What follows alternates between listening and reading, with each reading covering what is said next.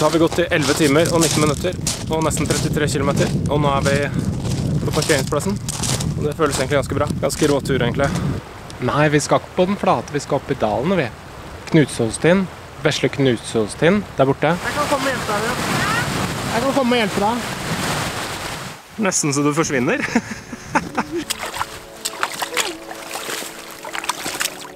Ifølge DNT så skal vi over her. Startstedet for denne lange dagsturen er Gjendebu DNT-hytte, som ligger innerst i den smaragdgrønne innsjøen Gjende i Jotunheimen. Dit kommer man ved å kjøre til Gjendesheim og ta Gjendebåten inn til Gjendebu. Kjøreturen med bil fra Oslo til Gjendesheim tar litt over 4 timer og er 270 kilometer.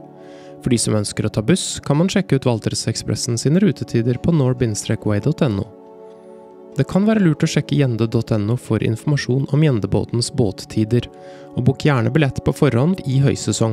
Straks etter at man går av fergen passerer man Gjendebu, DNTs eldste turisthytte som er bygget i 1871.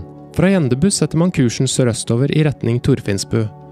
Turen starter bratt opp til Svartdalen, og det kan være lurt å ta noen pustepauser opp disse 500 høydemeterne og beundre utsikten mot Grønne Gjende, Gjendebu, Storådalen og fjelltopper mot nord. Turen gjennom Svartdalen er flott med de majestetiske Knutholstinnene på venstre side og Svartdalspiggene, Messmogtinnen og Kvitskardstinnen på høyre side. Etter 9 kilometer kommer man til stikrysset, der man skal ta til venstre og tråkle seg opp ca. 200 høydemeter til Svartdalsbandet og inn i Leirungsdalen. Deretter bærer det slakt nedover den store åpne Leirungsdalen, igjen med majestetiske 2000 meter på hver side, og etter ytterligere 16 kilometer ankommer man parkeringsplassen ved Knutsø. Herfra er det bare å sette det ene benet foran det andre, mens man dundrer nedover på Valdresflyveien, tilbake til parkeringsplassen ved Gjendesheim, og denne siste biten strekker seg over nesten 4 kilometer. Turen er totalt 29 kilometer, basert på mål av ruta på norgeskart.no. Hei, vi. Ser du opp til Svartdalspiggen? Der ser du den. Ja, båtturen med Gjendebåten var som alltid svært behagelig, og i dag var det jo helt blikkstille på Gjende i tillegg, og her har vi nå ankommet Gjendebu. Ser vi Svartdalspiggen bakerst. Vi var i gang.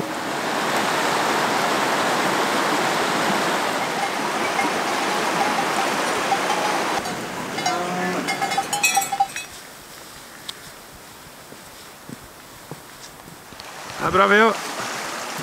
Snart gjennom skogen nå, på vei oppover i Svartdalen.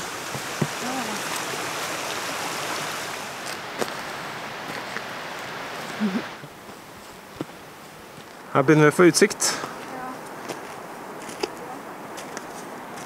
Da har vi kommet oss over kanten og inn til Svartdalen. Passerte akkurat 3 stykker som skal gå samme tur som oss. Men de skal en tur opp om Knutholstien. Så det er jo en ganske seriøs tur. Klokken er 10, og vi har gått i 1 time og 27 minutter. Og klokken min viser 4 kilometer da, men jeg vet ikke om det stemmer.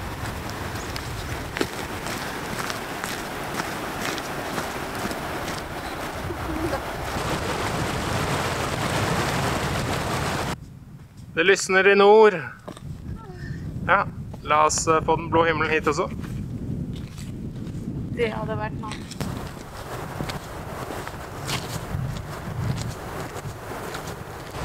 Nei, vi skal ikke på den flate, vi skal opp i dalen, vi. Knutsålstien, Vesle Knutsålstien, der borte. Den der Vesle Leirungsstien.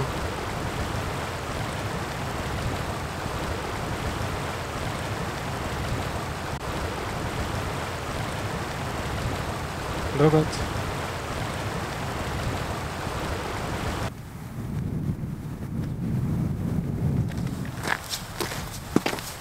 Hei jo. Hei. Da er det ikke langt til vi skal opp i Leirungsdalen. Ja, siste bakken.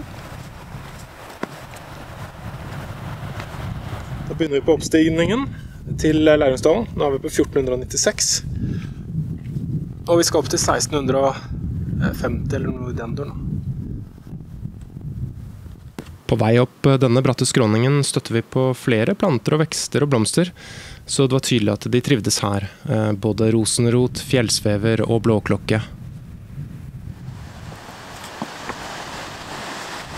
Da har vi kommet oss opp bakken her. Kjempebra. Da ser vi Østre Læringstien rett bak Vian, og Vestre Læringstien overfor Breen og Stupet. Og Store Knutåstien. Den er ganske massiv, selv om det ikke ser sånn ut her nå, helt til venstre. Så nå har vi krabba opp. Ja, det er et par hundre høydemeter eller hva det er. Skal vi se på klokka her. 16,72. Det var 14,95. Ok. Der kommer vi fra. Gjendebu.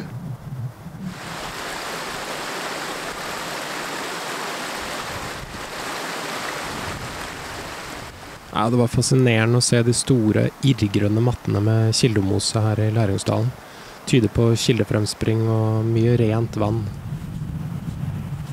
Vi er på 1607 meter.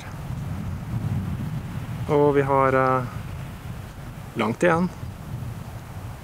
Men nå er det jo stort sett bare nedover. Fantastisk område.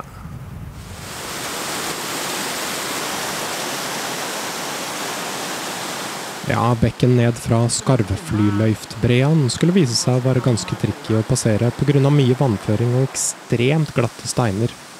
Vi kløna rimelig lenge opp og ned langs denne for å prøve å finne en passasje, og vi klarte det til slutt med litt flaks.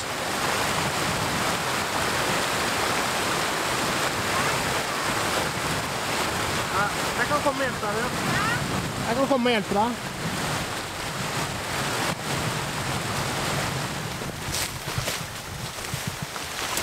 Her ble det litt bushing.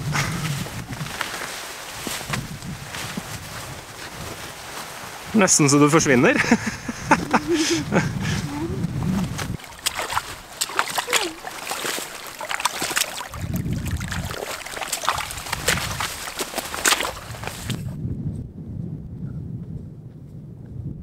Akkurat denne passasjen her var faktisk litt mer strabasiøs.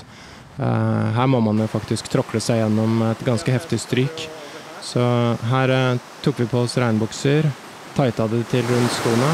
Ok, så da må vi over her, og planen er å bare gå sammen over. Ta på regnbukser, prøve å tighte det til. Så får vi bare hoppe på det beste.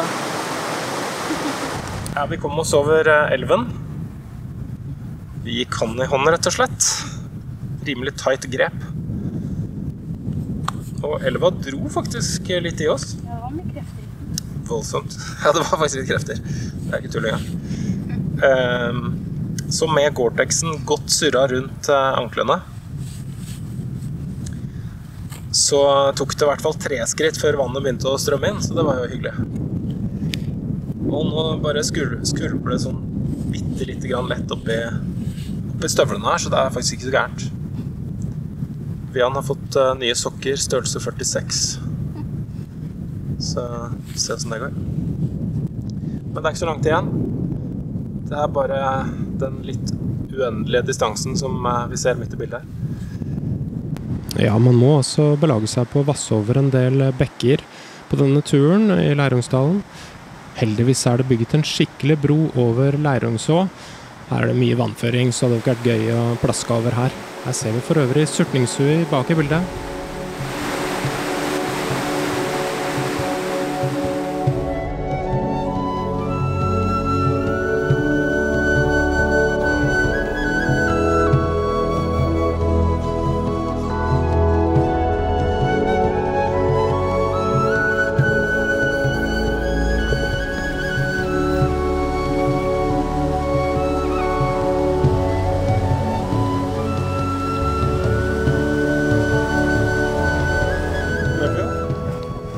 Straks på asfalt. Ja, da har vi tråkket 4 kilometer eller noe sånt på veien her. Vi jo koser seg med meldinger, så dette går utmerket. Det er jo flott å se mot Gjendeosen og sånn. Men man blir litt kjørt i beina og går med stive fjellstøvler på asfalt. Men nå er det heldigvis ikke langt igjen. Så har vi gått i 11 timer og 19 minutter og nesten 33 kilometer. Og nå er vi på parkeringsplassen. Og det føles egentlig ganske bra. Så dette var jo en ganske rå tur egentlig. Og de siste 4-5 kilometerne på asfalt fra parkeringen ved Knutsø. Så det var kanskje ikke drømmen. Men da hadde vi allerede gått 26 kilometer eller noe sånt da. Så mesteparten av turen var jeg forstått gjort. Men da har vi bilen her, og bilnøkkelen den tror jeg har i lomma. Så da sier vi over ut.